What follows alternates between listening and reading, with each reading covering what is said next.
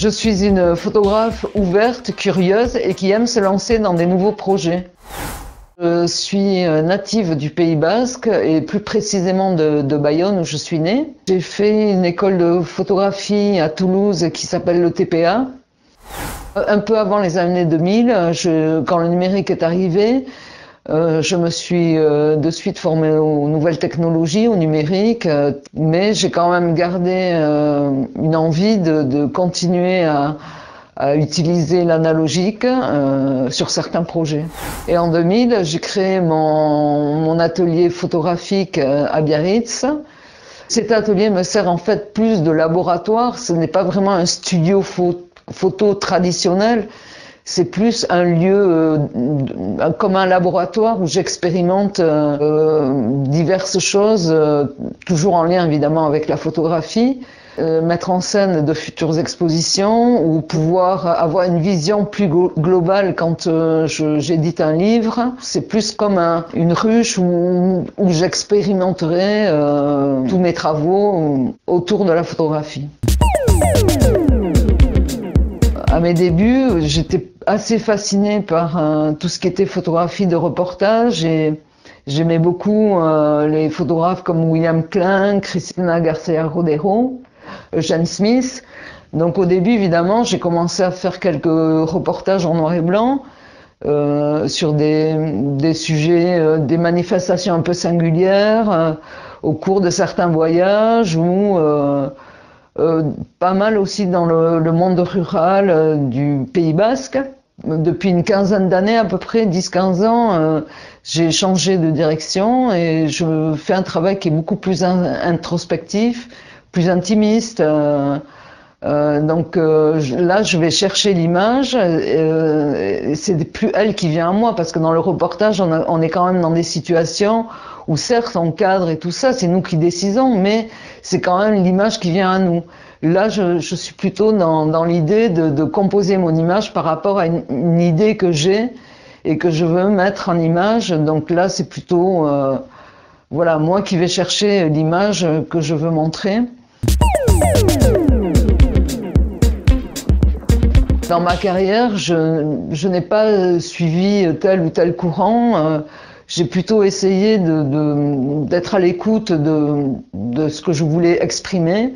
Dans la façon de traiter mes images, je pourrais dire que certaines, elles peuvent montrer une mélancolie onirique, ce qui quand même me définit assez bien dans tout mon travail.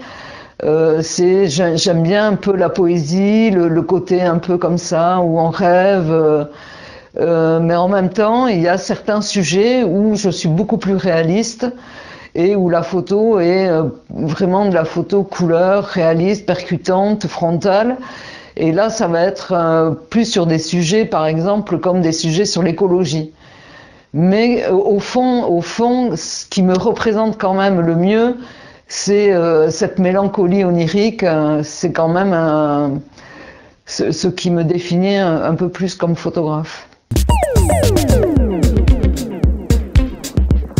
Mon meilleur souvenir de photographie, ça ne va pas être forcément une séance de prise de vue particulière. C'est plutôt ma première exposition. Je devais avoir à peu près 23 ans. Ce n'est pas évident de présenter une première fois son travail aux gens. Et donc j'étais à la fois inquiète et excitée. Et après 150 invitations lancées, tout le monde est venu et ça s'est vraiment super bien passé et j'étais heureuse et ça m'a boosté pour la suite. À quoi je pense quand je prends une photo, en fait, vu que moi je prends toujours les photos en regardant dans le viseur, ça me coupe un petit peu du monde extérieur. Et je suis vraiment concentrée sur mon sujet, à la fois sur mon sujet, mais aussi sur tout ce qui peut se passer autour. Voilà, je suis un peu comme dans une bulle et ça peut me mettre dans un état un peu particulier, quoi, un peu déconnecté de la réalité. Je suis vraiment sur ce que je fais.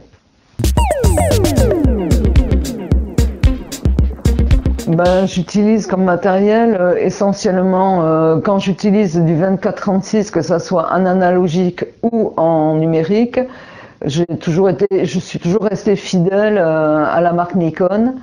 Voilà, bah, c'est du matériel. Bon, je suis habituée à ce matériel et puis pour moi, il est sûr. Et je suis pas attirée par l'ultra sophistication du dernier appareil sorti. Moi, ce que je veux, c'est pouvoir prendre des photos et être sûr de mon matériel qui tombe pas en panne. J'utilise aussi mon Mamiya C220. C'est un vieil appareil photo que j'ai acquis lorsque j'étais à l'école de photo, et je m'en sers aussi régulièrement parce que voilà, s'il est entièrement mécanique, je suis sûre que voilà, jamais il ne me lâchera.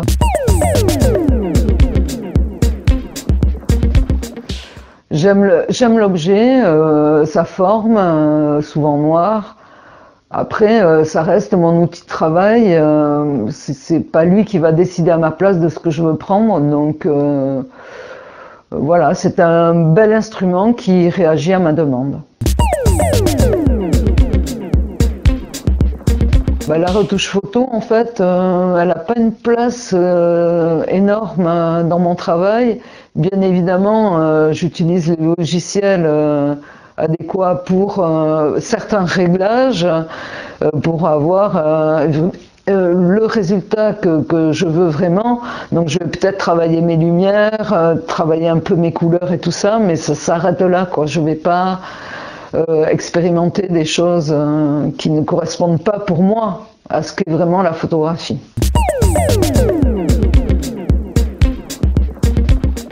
Je ne peux pas dire que je suis influencée par tel ou tel photographe. Je peux apprécier le travail de certains photographes, comme celui de Diane Arbus, parce que voilà, c'est un univers qui vous claque à la figure et qui touche. Le travail aussi d'Antoine Dagata, c'est un travail assez violent, mais en même temps qui vous remue et qui vraiment vous accroche. Après, il faut aimer ce genre d'univers, mais voilà, après, bon, j'aime bien le travail de Saliman aussi, j'aime bien son travail autour de la famille et du corps. Ce genre de photographe que je vais apprécier, mais après, je ne vais pas m'inspirer d'eux, quoi. Je vais essayer de proposer mon propre univers et raconter mes propres histoires. Alors je ne peux pas vraiment parler d'évolution, c'est pas vraiment maintenant avec toutes les années de photographie que j'ai derrière moi, c'est pas vraiment de l'évolution, c'est plutôt garder ce désir de photographier, d'avoir cette envie de monter des projets. Ça sera plutôt dans cet esprit-là que je suis, quoi. Après, je peux m'intéresser à d'autres technologies ou je peux faire d'autres choses.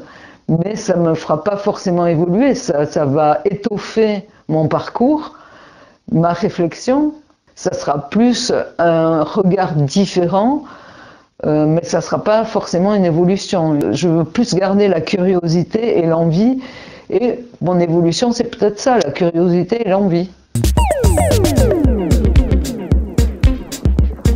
Si par exemple je décide de faire une série de portraits, je ne pourrai jamais faire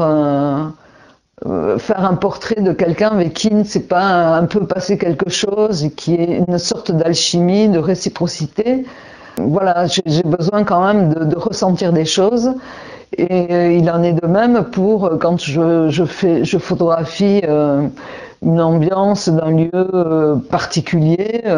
Ça va être aussi, il faut que j'ai du ressenti, du désir. Sinon ça marche pas, la photo elle est ratée.